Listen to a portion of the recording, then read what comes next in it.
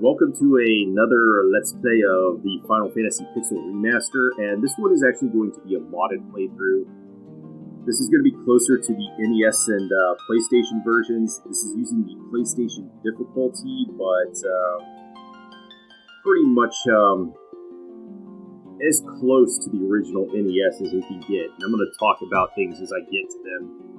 But the other mods I'm using is, well, first, the Origins mod, which makes it closer to the NES version. Although it is using the PlayStation difficulty because in the PlayStation they actually buff the bosses, and the NES the bosses are a joke and they're super easy. So I'm just using the PlayStation difficulty because I believe they doubled their HPs in the PlayStation version. And this also changes a few battle scripts for a few monsters. A few of them are going to be super deadly and scary, so I'm going to be super scared when I encounter them. This also removes the mini-map icons and such. They're really not necessary for when I'm walking around. I can bring up the map anytime I want anyway and just spy in rooms and see what I need to do. The Sea of Stars mod, which replaces the background for the Flying Fortress later in the game from clouds to the original stars in the NES. Let's see, I believe this, I'm not sure if I have them active, but I did at one point for the color-corrected backgrounds in the battles and the color-corrected map tiles on the field map. Now, another one that I am using, and these are just alternate sprites for the characters. It's just a pack, and it comes in male and female varieties. I can't remember if you can mix and match them, but I'm just using the all-female party because I wanted to do that, So this is actually going to be an older build of it. I do not believe it's available any longer, mostly because I just didn't like the way that the modder did the Warrior and Knight one. They redid that one, and it's a completely different one. I believe she has brown hair instead of blonde hair, and I wanted to go with the blonde hair for specific reasons. And also a CRT filter for this because this is a pixel game, and this is going to bring it a little closer to how it would have been played back in, like, when was this released? Like 85 or something on a CRT television. So I was going to do some of that blending of the pixels and stuff to make it a little cleaner looking instead of the blocky mess it is on a LCD or OLED monitor. Now, with that said, this will not have an effect on everything. Mostly the spell animations, because the spell animations are particle effects, and they are not actually pixelated graphics anymore for the animations, so that's fun. Even though they just basically use the same. I think 1 through 5, unless they corrected the animations. I know 6 has different animations for all their spells, which are closer to the original version, but I think 1 through 5 they all use the same ones. But since this is a shorter game, I'm going to go through this one. I think that's all I need to go through. Oh wait, there's one more. Behold the Beholder, which is going to change those eye enemies back to beholders, which they were in the original, which is just another Dungeons and Dragons reference. And I hope I didn't get in trouble for that one. But I'm going to start this, and I'm going to go with a completely different party. Well, not a completely different, maybe like 50% the same. But I'm going to use the other two classes I did in my original playthrough. I'm going to leave that one up, but I'm probably going to remove it from the RPG playlist and use this one as the new one because, they've had a lot of bug fixes and changes that they've done. So, I do want a warrior, and I believe I will name this one Claire. That's the character, the lead from Claymore, which is just Berserk. Oh, I have to use the keyboard. Okay. It's been so long since I've done this. Sal from Rurouni Kenshin, which is a ninja, so... the thief is not really a ninja. Well, it is a ninja. It's not really a thief in this game. I went back through some D&D research that when the thief class was first put into the game, because it wasn't one of the original classes. The original classes were like Fighting Man, I believe your Cleric and your Spellcaster, and that's all the game had, and it doesn't play like it does in the current day and age. It was basically just a battle simulator for people to have fights in and stuff. You didn't go dungeon crawling or anything, and the Thief was just added in as a homebrew class that was sent to Gary Gygax. He just appropriated it and put it in the game, and then they kept adding new classes as the game aged and stuff. But you did not have a Thief class. The whole reason the Thief class that was added was, well, this guy wanted to get through a door, and the way to get through doors in the original Dungeons & Dragons was just doing a strength check to bash it down. And this dude's like, well, you know what? My dexterity score is higher, so why don't I just pick the lock? And that's how the Thief class was born. And then, as it iterated, it got new features and everything, but that's basically all it was. We are not going to take a white mage in this playthrough. No offense to white mages, although I would suggest if you're playing the vanilla Pixel Remaster that you absolutely need a white mage, mostly because they roided out Tiamat and Chaos, and they're not fair battles. You need the heal line of spells to be able to survive in late game, but since this is going to be a closer playthrough to the original, I don't need a white mage at all. I am going to take a monk, however. Now, in the vanilla game, since this is based off of the Game Boy Advance version of it, they use the initial stats from them. In the vanilla game, the monk is heavily nerfed. In the NES version, the monk is a god, and it does a fuck ton of damage, but they changed the initial stats from like 5 for everything except stamina to like 10, 10, 10, blah. The stamina stats in the original NES version for the monk is 20, and that is the stat that is used in the damage calculation for the monk when it's doing unarmed damage.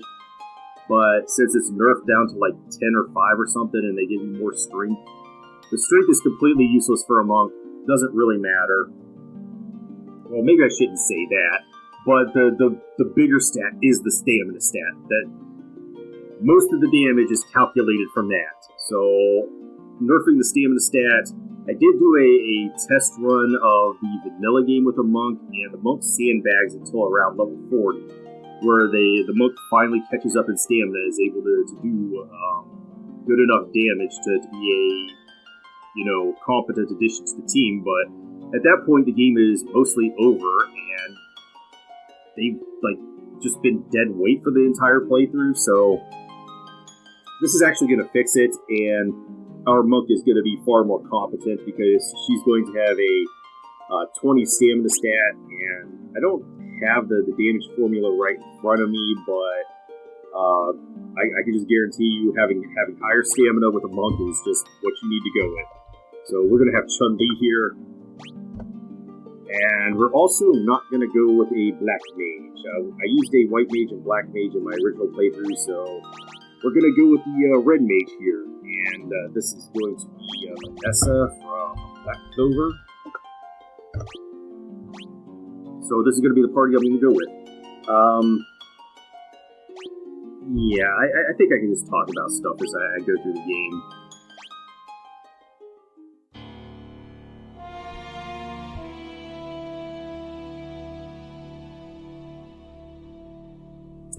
The world lies shrouded in darkness and chaos.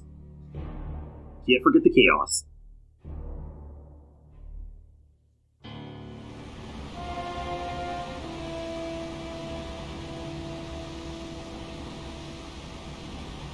The winds die.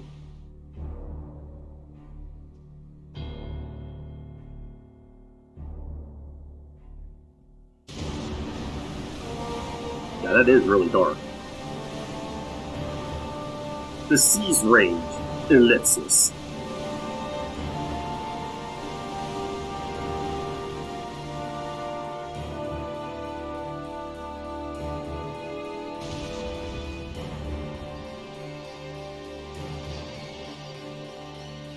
The earth decays. Ellipsis. I feel like those old school RPGs where they just had to they spammed ellipses with a reckless abandon. But the people believe in a prophecy, patiently awaiting its fulfillment. When darkness veils the world, 4 warriors of light shall come.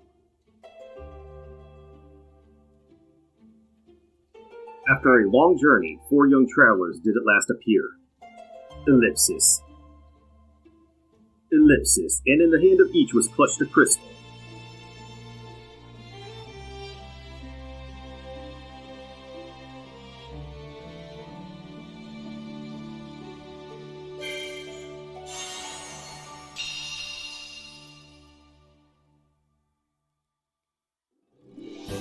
Alright, so we're gonna get away on our journey, or ahead on our journey, or whatever that fucking song is called. Is that from Final Fantasy 7 or 8? How do I get rid of this? Alright, so let's go into town first and ignore the guards. This is Cornelia, the city of dreams. Is it? Hi there, I'm a dancer. What's that? You want to dance with me? I don't know. Like in the vanilla Pixel Remaster of this, she gives you hints on what you're supposed to do next, but I don't know if it's corrected in the Origins mod where she's just like normal dialogue throughout the entire game. Let's take a peek at your reflection in the water. Ah, you're filthy. Use this to wash up. I once lived far to the east of here in the harbor city of Provoca. These days, I hear it's turned into a pirate's den. Alright, let's see what we've got. So, I think we start out with 1,000 gil in the vanilla, so we get 400, and also no equipment in this one, so that has been corrected back to NES, where you start with no equipment at all. I believe they start you with shirts and stuff in the vanilla Pixel Remaster, but they start you with nothing here. And our leveling and everything is going to be lower, so yeah, these are the default stats from the NES, where your warrior starts with 20 strength. Now, I do agree with a lot of the changes they made in the GBA version, which the Pixel Remaster is based off of. Nerfing the warrior is okay, because the warrior in the NES is just the best class. There's no question about it. Making it just into a tank class, okay by me. The only place I think they fucked up was the monk. So our thief is actually going to be nerfed from the Pixel Remaster, but I believe that they do use luck in the calculations for preemptive strikes, so that's why I was able to get so many of them in my original playthrough. So I would still take the thief, and I do not believe it has all the heavy bugs that was in the NES. Like a lot of the weapons that make the thief good are they actually work in this one, and luck stat works and all that good stuff. Now I believe they start your thief with like 1 intellect or something, which okay. Yeah, monk is nerfed beyond repair in the Pixel Remaster. I don't know what the stats are, but these are the NES stats where they have 5 strength, agility, intellect, and luck, and they start with 20 stamina. But that's okay. Stamina is the stat that you want for your monk because that is going to be using the damage calculation. Not immediately, but when I get to the point where I make the monk fight unarmed, I want high stamina because that's how you're going to do damage. And it also is used in calculations for HP growth, so although the warrior does get better, good level ups for HP, the monk does at high levels actually outgrow the warrior / knight, so that's nice. Other than that, the monk is just a glass cannon. And then I do prefer taking the red mage as rather than the white or black mage, because this game is actually based more around melee attacks, because this uses a Vancian spellcasting system where you have your spells per day, like in Dungeons & Dragons, and spell charges are very limited, so you really have to pick and choose. So the red mage having better access to better armor and better weapons makes them a lot better, because you just can't spam spells in this game. You have to choose key moments and use them at those times to be able to use them to full effect, because if you're just spamming them every battle, you're going to run out pretty quickly, especially since your max is 9 per level. And I would be lucky to get that many charges at in game, because the red mage here only gets up to level 7 magic, and even if you're a white or black mage, I think 4 charges, because I'm only targeting level 30 for end game. I think 4 charges is what you're going to get at level 8 with the white and black mage. And their melee attacks suck. They really sandbag the party for the entire game up until the Cave of Trials, or the Castle of Trials, when you start getting those items that could be used in battle that cast like Thundara and stuff. But the Red Wizard can do that too. Red Mage, Red Wizard, whatever. It's just that their intellect is lower, so they don't hit as hard. So the first thing I want to do is go get some weapons and armor. Restore the crystals to grace. We will do just that. Alright, so what I want to get is 3 rapiers. I'll probably buy everything just to have it in my inventory, because I'm a filthy hoarder. And a nunchuck. Even though it says it goes down, I believe this is going to be a better option for the monk. I'm not absolutely sure. I think this is actually nerfs the damage, but I'm going to play this the way I would in a NES playthrough, where I'd wait till around level 10 to start doing an unarmed monk. So you really want to buy them a weapon. And then we want to go in here and buy some armor. So I need 2 chainmails and 2 leather armors.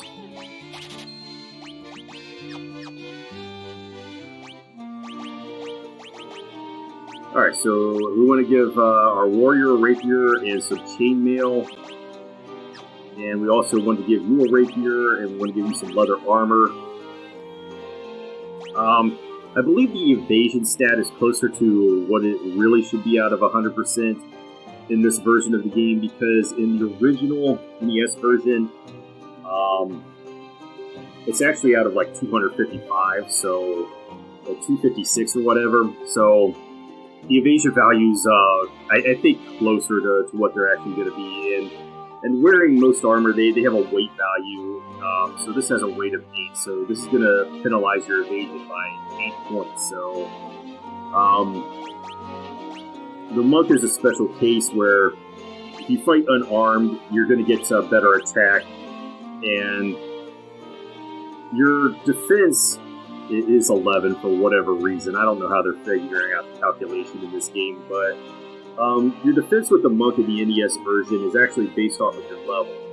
So for every level you have, you're going to have 1 defense. And so there are some points where you could argue that going without armor is a good idea, because you'll have higher defense just based off of your level.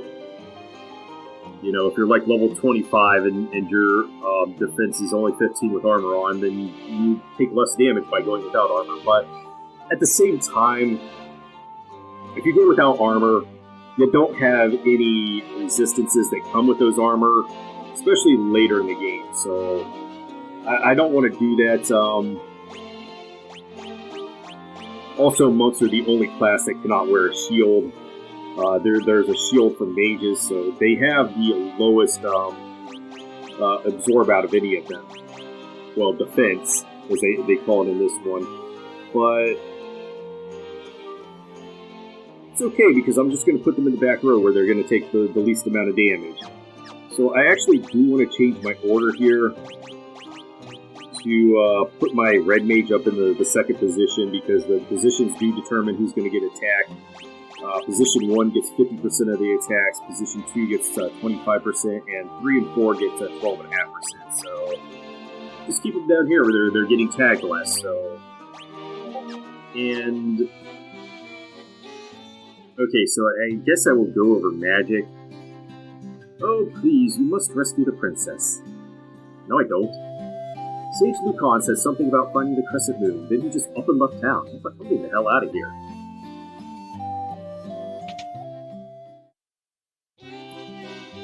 Alright, so let's talk about spells. For the Red Mage, I would just...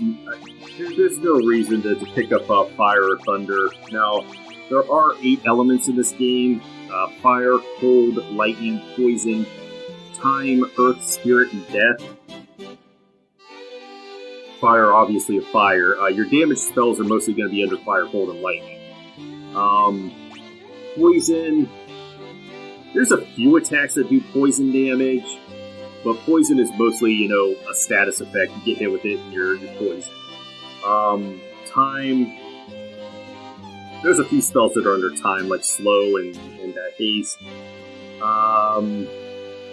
Earth, I think there's only one spell, and that's Quake, and that is a multi-target instant death. So you would definitely want to get resistance against that. Spirit is where most of our status effects lie under. So if they have resistance to Spirit elements, it's going to be really hard to land on it. Now, resistance in this game is not full immunity. It's something like... well, I'm not looking at the calculation right now. It's like 1 out of 201 or 1 out of 256 or something. Or it's like 3 out of 201 or something like that. So there is a chance, even if you're wearing a ribbon later in the game, that you can get, like, petrified. So if that happens, don't be surprised. I do want to pick up Sleep, however. I believe Sleep is under the Spirit, and unfortunately, this will be good in a few spots, but status effect spells in the Pixel Remaster suffer because I believe they have doubled the magic defense of most enemies, so it's actually a lot harder to land them. But since I'm mostly going to be able to rely on our consistent melee damage from our Red Mage, I don't need Fire and Thunder. Sleep is a multi-target spell, which is going to put the enemies to sleep, so there's a few spots where I could use it to just control enemies to make them do less damage.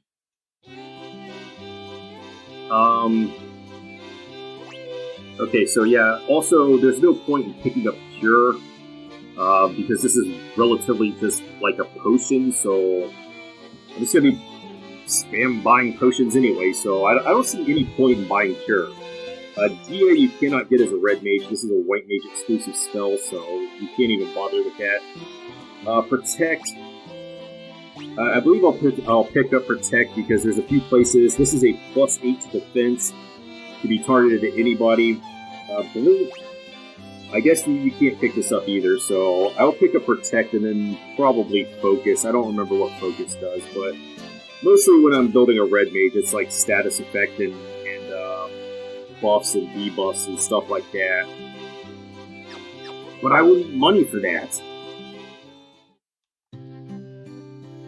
What do you have to say for yourself? Yeah, we'll come save the world. Don't worry about it. The King is searching for the prophesied warriors of light. With those crystals, you must see the King at once.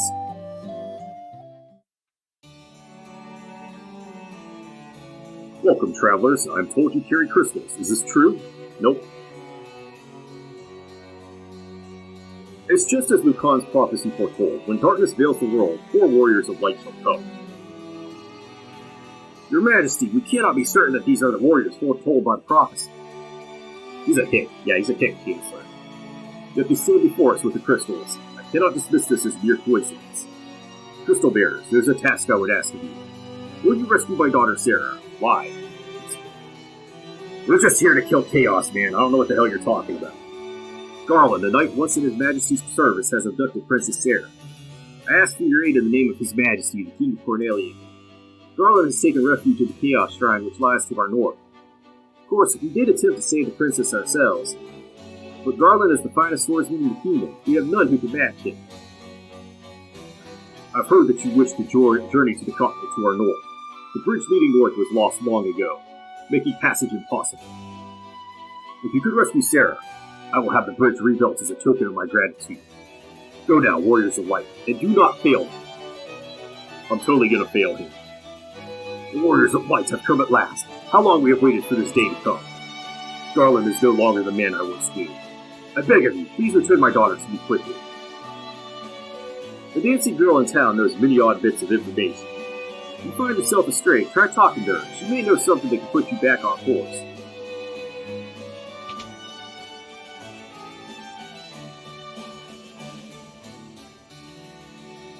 Our reports say that Garland fled north with the princess to the Chaos Shrine. Was that like to the Bat Cave? To the Chaos Shrine. Yeah, Garland comes out every so often, and then he's like, "Oh, I need to go to the Chaos Shrine." The king is searching for the prophesied warriors of light. Are those crystals? Could it be? I believe they have taken out the invisible woman, which was just a bug anyway. Please, save Lady Sarah.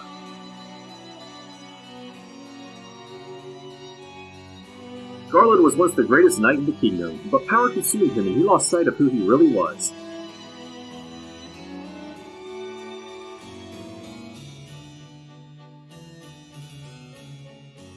Her Majesty is overcome with grief. She shut herself inside her chambers. Please, try not to upset her. I am Jane, Queen of Cornelia. Please bring back my daughter. Ellipsis, my Sarah, Ellipsis, bring me to safety. Back to me safely. She's just so taken with grief that she talks in nothing but ellipses.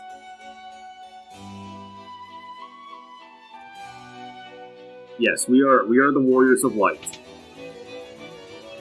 My sister, Ellipsis, my sister. I guess she's crying or whatever, and she's not stuttering.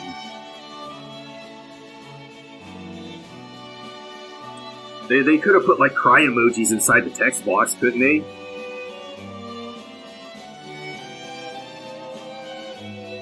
Alright, I'm resisting the urge to run like that. We're very confident in our strides.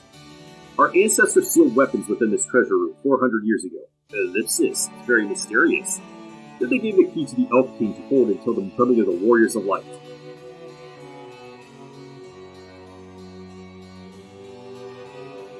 Okay, he just says the same thing. Yep, that door has been secured with the Mystic Key. Alright, so I think my next target is to go to the Chaos Shrine, but I also need to murder a few enemies. And I think I will also go over their bestiary entries and everything, because I have the full bestiary now.